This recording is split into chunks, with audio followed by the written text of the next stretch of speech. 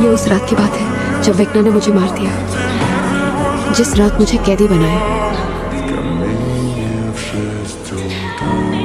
आखिर मैंने ढूंढ ही लिया बाहर जाने का रास्ता।